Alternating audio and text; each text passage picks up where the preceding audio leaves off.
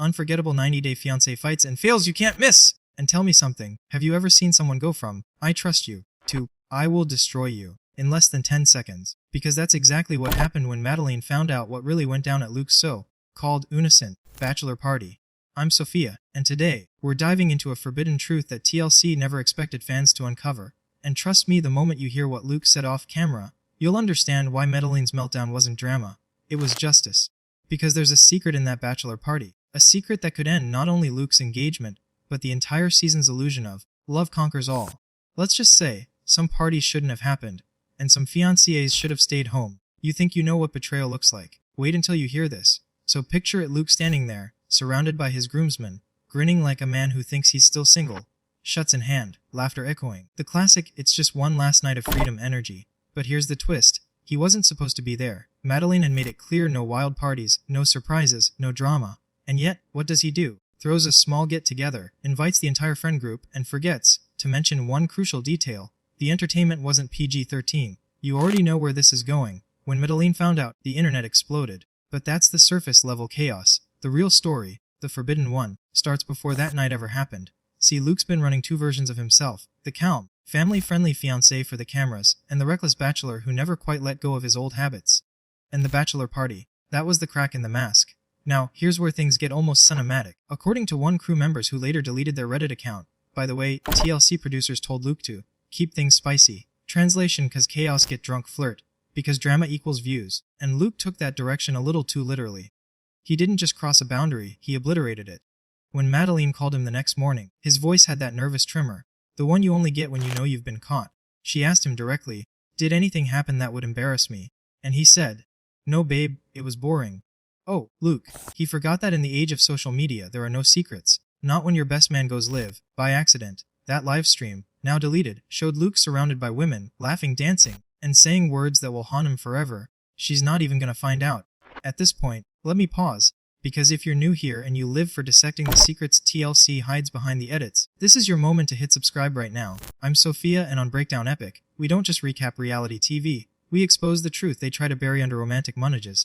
Back to the chaos. Madeline didn't see the stream immediately. Her cousin did, and like every good cousin in a reality TV family, she screen recorded it. So, imagine this Madeline sitting in her hotel room, scrolling through messages, when she gets a 30-second clip that changes everything. Luke laughing, holding a drink, saying, she's not even gonna find out.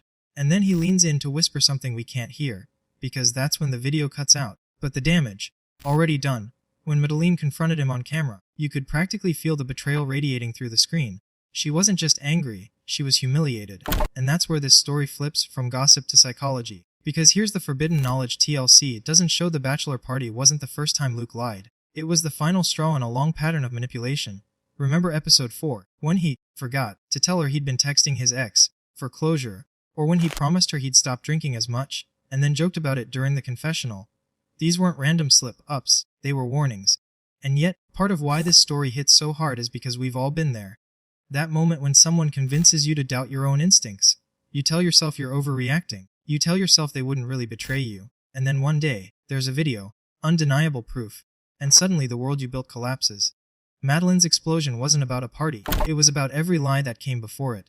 Now here's something wild: producers allegedly told her not to bring it up on camera. They wanted to save it for the reunion, but she refused, and that's why that raw confrontation scene exists at all. TLC didn't want authenticity. Madeline forced it, and honestly, good for her. But here's where I have a theory. And it's one of those dangerous ones that makes you question what you're watching. What if the entire bachelor party was a setup? What if the producers knew Luke would take the bait, knew it would explode, and filmed everything just waiting for the moment to break Madeline on camera?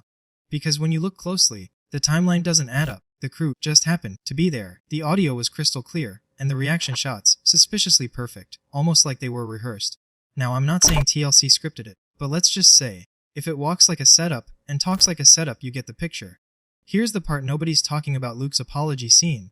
Notice how it's edited. The first few seconds look like it's the same day, but eagle-eyed fans notice the background changed. The hotel curtains, the lighting. That means it was filmed days later. So the raw apology, yeah, it wasn't raw, it was rehearsed. And that, my friends, is the forbidden secret of this whole mess. Reality TV sells emotion, not truth. They don't want to fix the relationship. They want to stretch the pain long enough for a season finale. Now pause for a second. Imagine being Madeline. You're in love, you're on TV, and the world is watching you crumble in real time. and you can't escape the edit. Would you still try to save the relationship? Or would you burn it down on camera and reclaim your narrative? Comment below. I want to know what you would do. Because this next part, it's where the real twist begins. Because when Luke thought the camera stopped rolling, they didn't. So remember how Luke thought the camera stopped rolling? Yeah, they didn't. And what got captured next was never meant for public eyes. The real Luke, the one who wasn't performing for TLC or trying to clean up his image. The moment the director yelled, "Cut," Luke turned to his friend and said something that changed how fans see him forever. "I'm not apologizing again, she'll get over it. They always do.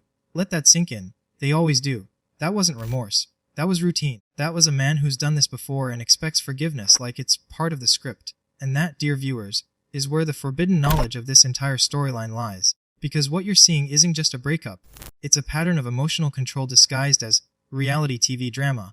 Luke doesn't want Madeline to forgive him because he's sorry. He wants her to forgive him because it keeps the show alive. Now, I know what some people are gonna say. Sophia, it's just TV. They're both playing roles. But think about it. If it's all fake, why do we still feel that pit in our stomach when we see her cry?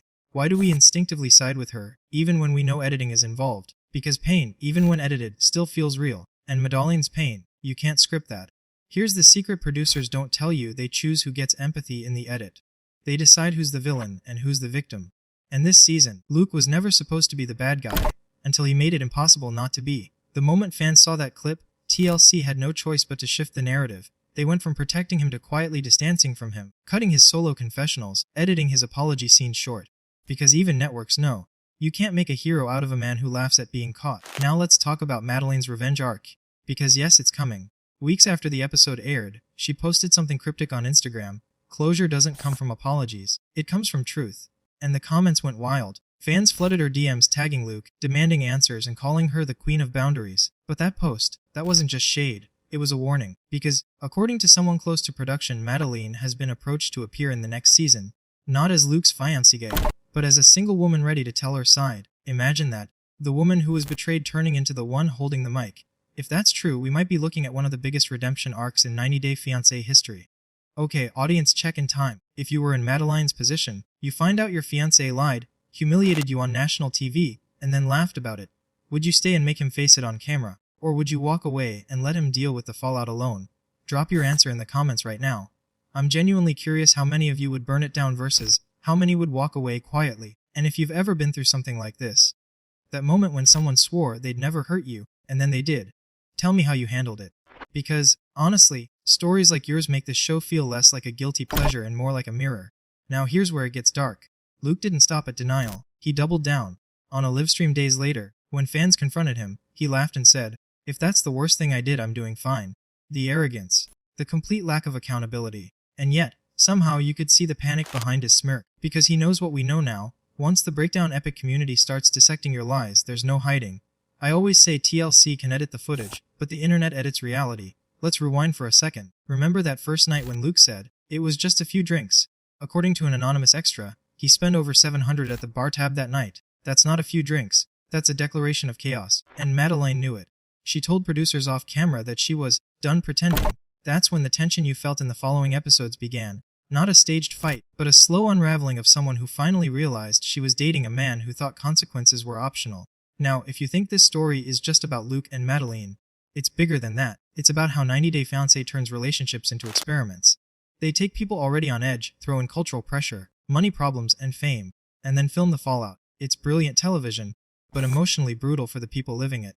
And here's the chilling part: the more pain you show, the more valuable you become to the show. That's why they kept filming even after Madeline broke down. Because tears equal trending clips. We've seen it before. Danielle Mohamed, Colton Larissa, Jasmine and Gino. Every season, one person gets sacrificed for the storyline. This time it was Madeline. I want to ask you something real. Why do we, as viewers, keep coming back to watch heartbreak? Is it empathy or is it curiosity? Because sometimes I wonder if we're all just trying to understand our own relationships through theirs. Like, maybe watching Madeline confront Luke makes us think, would I have that courage? Or maybe we just need to see someone finally stand up and say, no, I deserve better.